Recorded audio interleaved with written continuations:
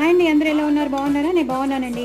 ఇవాళ మా ఇంట్లో స్పెషల్ ఆలు ఉల్లిపాయ వేసిన ఫ్రై, ఆలు ఉల్లిపాయ వేసిన ఫ్రై, అలాగే ఓన్లీ ఆలు ఫ్రై, బట్ చక్రాల్లో తరిగిన ఆలు ఫ్రై చాలా క్రిస్పీగా ఉంటుంది, చాలా టేస్టీగా ఉంటుంది.